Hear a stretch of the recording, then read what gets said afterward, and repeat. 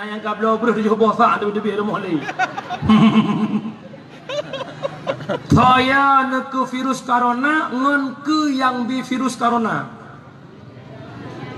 Malamnya Mia pengen baik kinang virus corona.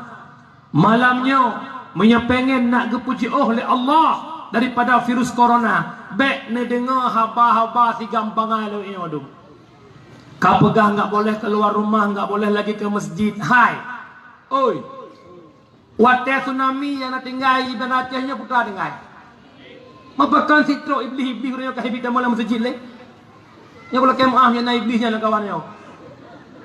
Nyan masjid rumah Allah tempat kita beribadah. Virus corona itu makhluk Allah. Itu tentaranya Allah. Gejok tentera oleh Allah karena rakyat maksiat kepada Allah. Wa ma kunna muhlikil qura illa wa ahluha zalimun, kata Allah. Tidak kami hancurkan suatu negara kecuali mereka zalim kepadaku, kata Allah. Di saat Allah nujuk bala lagi oleh Allah, di saat Allah dikirim tentaranya Allah, hana meceh virus corona, Garut tentara Allah, Thailand ababil tentara Allah, tsunami tentara Allah, gempa tentara Allah, Tito tentara Allah. Bahkan karena rakyat maksiat kepada Allah. Menyemenan dikala balanya datang daripada Allah, baik taplung ba Allah dekatkan diri kepada Allah, berzikir, taubat, insya-Allah atanyan kepuji oleh Allah. Nampom baik dengan menganyana kita mana mana. Nyo menyenai pada Aceh nyo karena perintah YouTube masjid, nya tukang topnya ngedop ni loloi. Biar nak buka bangai terus gua. Toyo kayu ni tetap dia medung. Bangai klopri pangkat bebiraya aduh. Nyo nalek benda kamera gelang medung nak dengar. Yo hai.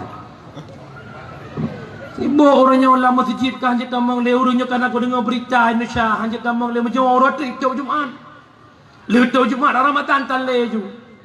Pat tempat lampu pegak mai pegak na baju lipat tan soto. Pak lam belaka pak Melaka ke rupa Melaka. Nyai Melakanya tiap orang rak dusun na baju hana sabi cerah. Asai bak masjid kata pegak dikira nak mana karena ya apa mah ya. Kecah, tengok baju hebu kecah ke mana. Mah hanya untuk menak dengan baju hebu mana.